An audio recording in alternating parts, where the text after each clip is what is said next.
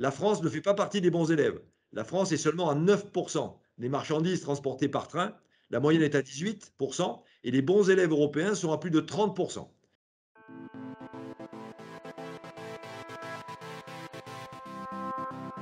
Cette crise pandémique a secoué la SNCF. On n'en est pas d'ailleurs complètement sorti au jour où on se parle.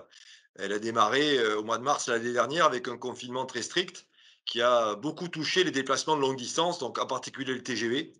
Donc nous avons été amenés à réduire plusieurs fois au cours de ces 18 mois l'offre TGV, puis à la réaugmenter. Donc nous avons enchaîné les phases de confinement et de déconfinement. Bien sûr, nous avons scrupuleusement respecté les consignes sanitaires données par le gouvernement. Nous avons cherché à être exemplaires, à la fois pour protéger la santé de nos voyageurs, mais aussi pour protéger la santé de nos salariés. On avait chaque jour à peu près 100 000 cheminots qui sortaient de chez eux pour faire rouler des trains, puisque des trains ont roulé pendant toute la période, plus ou moins, mais ils ont roulé, notamment des trains de la vie quotidienne, hein, des TER en province, des Transiliens en Île-de-France, beaucoup de trains de marchandises. Nous sommes très fiers d'avoir contribué à la continuité économique de la France avec des transports de céréales, des transports de matières chimiques nécessaires au traitement de l'eau, des transports de produits pétroliers, des transports de médicaments, dont nous avons, dans l'ombre, contribué à ce que le pays continue à fonctionner. On peut aussi citer, bien sûr, les TGV sanitaires. On est très fiers, à notre place et humblement, d'avoir aussi contribué à ce que certains Français, une centaine de Français touchés par la maladie, aient pu être évacués des hôpitaux de l'Est de la France vers d'autres hôpitaux dans le sud ou dans l'ouest de notre pays. Nous avons transformé les TGV en hôpital ambulant, voilà, et grâce à la mobilisation de tous les cheminots et en travaillant la main dans la main avec les SAMU concernés. Voilà, donc une entreprise très en soutien des efforts que la France a dû faire, que les Français ont dû faire, et j'espère exemplaire dans notre manière de servir les Français et les territoires tout au long de cette crise. La vision que nous avons à la SNCF en matière de trafic voyageurs, c'est que nous avons un potentiel extraordinaire de croissance. Nous pensons que dans les 10 ans qui viennent, nous pouvons en fait reprendre 10 points de part modale à la route. La route est aujourd'hui le mode dominant pour les voyages des Français, puisque la voiture particulière, c'est 85% des déplacements des Français. Notre ambition est très simple, c'est d'arriver à détourner 10 points de ces 85%. La route, dans ce cas-là, tomberait à 75%. Et ramener ces 10 points aux 10% aujourd'hui tenus par le train. Et 10 plus 10, ça fait 20. Donc notre objectif, c'est que d'ici 10 ans, les volumes transportés par le train soient le double de ceux qui sont aujourd'hui. Et nous voulons donc développer une politique de volume. Cette politique de volume, il faut la pousser, il faut l'accompagner par une politique tarifaire de conquête. Et l'évolution récente de la gamme tarifaire pour les TGV, c'est ça. C'est la traduction tout à fait claire que nous voulons, par des tarifs plus accessibles, plus clairs, plus lisibles, faire en sorte que davantage de Français choisissent le train pour se déplacer. Voilà, donc c'est ce que nous avons voulu faire avec des prix plafonnés dès lors qu'on est porteur d'une carte avantage. Je rappelle, cette carte avantage, c'est seulement 49 euros pour une famille, hein, le père, la mère, jusqu'à 3 enfants, pour une année entière.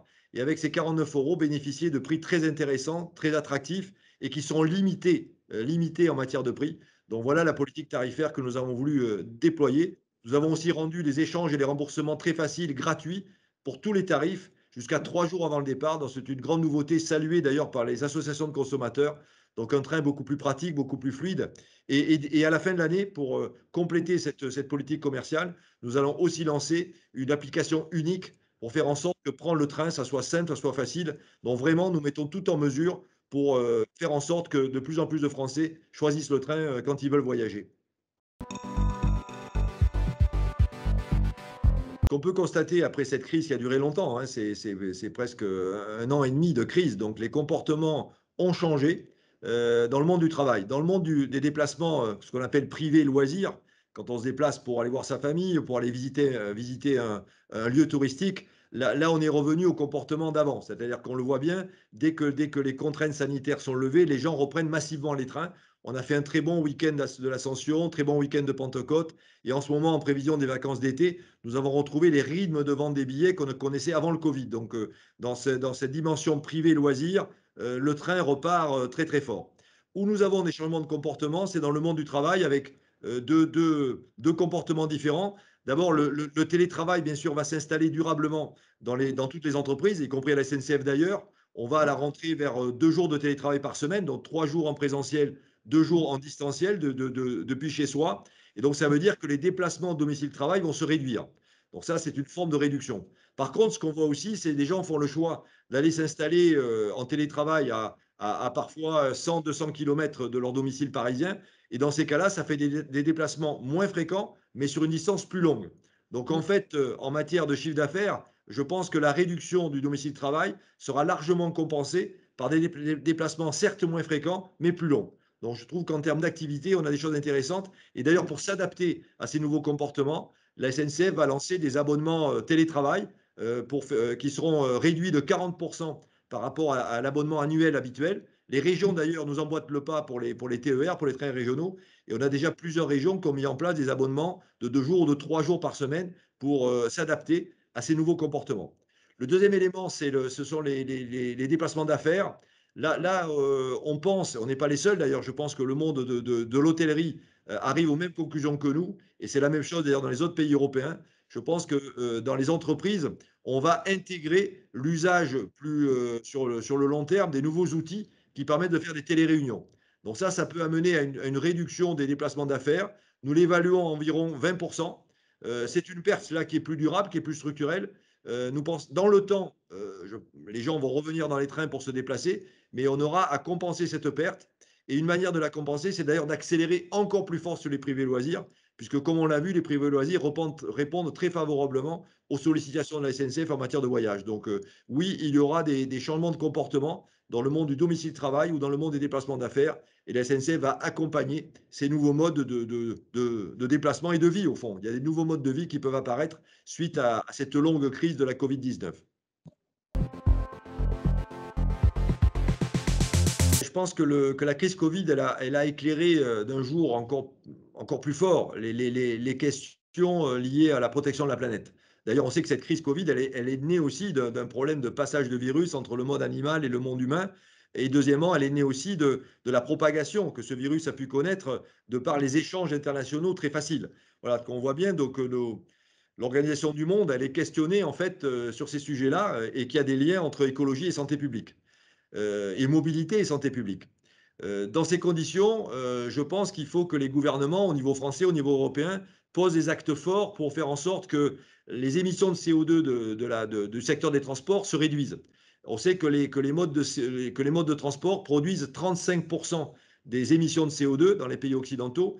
Et si on veut réduire sensiblement ces émissions, nous pensons à la SNCF qu'il faut encourager le report modal. On l'a vu dans le monde du voyageur, de la voiture vers le train, mais dans le monde du transport des marchandises, du camion vers le train. Aujourd'hui, en Europe, la part moyenne, la part modale du train, c'est environ 18%. La France ne fait pas partie des bons élèves. La France est seulement à 9% des marchandises transportées par train. La moyenne est à 18% et les bons élèves européens sont à plus de 30%. On sait que l'Union européenne, à travers son programme du Green Deal, veut vraiment encourager ce report modal des camions vers les trains. Elle articule d'ailleurs un objectif de doubler cette part modale d'ici 10 à 15 ans. Je pense qu'en France, nous devons aussi s'inscrire dans cet objectif et viser un doublement du trafic de marchandises dans les 10 ans qui viennent. Voilà, je pense que c'est très important si on veut à la fois réduire les CO2, mais aussi travailler sur la congestion routière.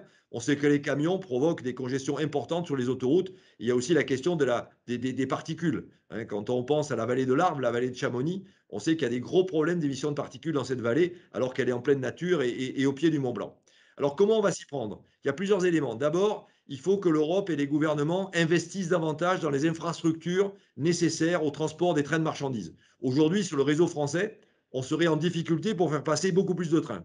Donc il faut qu'il y ait des voies nouvelles qui soient créées pour écouler davantage de trafic, pour permettre que davantage de trains circulent sur le réseau ferroviaire français. On peut aussi d'ailleurs aussi équiper, toujours en matière d'infrastructure, un certain nombre de corridors européens, d'un système d'exploitation interopérable européen, ça s'appelle l'ERTMS, qui permettra d'accroître le débit sur les lignes. Donc il y a un gros effort à faire en matière d'infrastructure, au niveau français et au niveau européen. Deuxièmement, je pense, nous faisons partie à la SNCF des institutions qui pensons que la fiscalité européenne et la fiscalité française doivent peser sur le report modal. Voilà, donc là, c'est tous les débats de la taxation du CO2. Vous savez qu'aujourd'hui, il y a un système européen de marché du CO2 qui s'applique plutôt bien sur l'énergie et l'industrie, mais il ne couvre pas les transports aujourd'hui, que les transports soient maritimes, routiers, aériens ou ferroviaires. Nous pensons que les transports, dans tous les modes, doivent être intégrés dans ce système de taxation CO2 au niveau européen. C'est une demande que nous faisons. C'est un débat aujourd'hui qui a lieu au niveau de l'Union européenne et de la Commission européenne. J'espère que nous serons entendus et que l'activité des transports sera elle aussi soumise à des mécanismes de fixation du prix de CO2 pour encourager le report modal des modes polluants vers le mode ferroviaire qui est de loin le moins polluant. Je rappelle quelques chiffres d'ailleurs qu'il faut que les gens connaissent, que les Français connaissent. Un trajet en TGV, c'est 80 fois moins polluant que le même trajet en avion et c'est 50 fois moins polluant que le même trajet en voiture. Et en termes de fret, puisque vous me posez la question sur le fret, une tonne transportée par le train, c'est 9 fois moins de CO2 que la même tonne transportée en camion. Et en termes de consommation d'énergie, une tonne transportée par le train, c'est 6 fois moins de consommation d'énergie par rapport à une tonne transportée en camion. Voilà, donc voilà beaucoup d'arguments qui montrent pourquoi il faut que les gouvernements se mobilisent au niveau français et européen pour faire en sorte qu'effectivement le report modal soit effectué pour qu'il y ait moins de camions et davantage de trains de marchandises. Alors l'ouverture à la concurrence du secteur des transports ferroviaires est maintenant une décision forte, une décision posée, à la fois au niveau européen, au niveau français. En fait, on ne le sait pas, mais c'est le cas déjà dans les marchandises depuis une quinzaine d'années. Donc, nous connaissons déjà la concurrence à l'intérieur du mode ferroviaire pour le fret.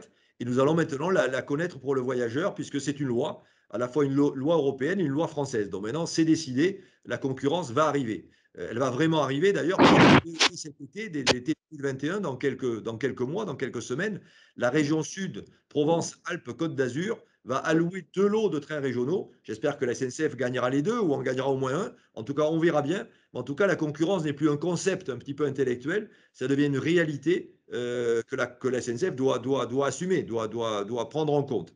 Il y a deux grandes manières de procéder à la concurrence dans les trains de voyageurs. Il y a la manière que j'évoquais d'une mise en concurrence par les régions, par les autorités organisatrices de transport qui cherchent un opérateur pour 5 ans, pour 8 ans, pour opérer des missions de service public sur leur territoire. Et ça va se passer dès cette année, comme je l'indiquais, sur la région Sud.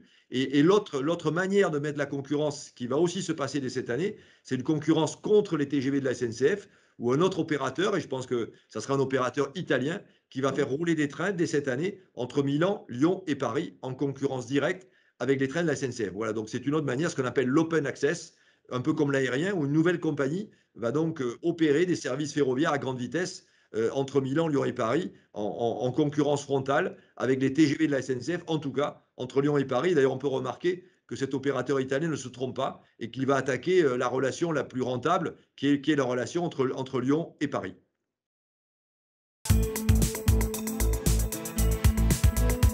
Moi, je me fixe des objectifs qui dépassent peut-être le cadre de 2021 parce que je pense que quand on préside une entreprise comme la SNCF, il faut voir loin, il faut voir grand, il faut voir loin. Moi, j'ai deux objectifs. J'ai d'abord un objectif très opérationnel, attendu par les Français, j'en suis conscient, que le système ferroviaire français marche bien, que les trains arrivent à l'heure, en sécurité, que les travaux nécessaires de maintenance du réseau ou de développement du réseau se fassent dans des bonnes conditions, que le coût pour la collectivité soit maîtrisé. Moi, vous savez, je le dis souvent, quand un client nous achète un billet de train, dès que les 40 euros du billet rentrent dans nos caisses, ça devient de l'euro public. Et l'euro public doit être aussi bien géré, voire mieux géré que les euros privés, parce que ce sont les euros des Français.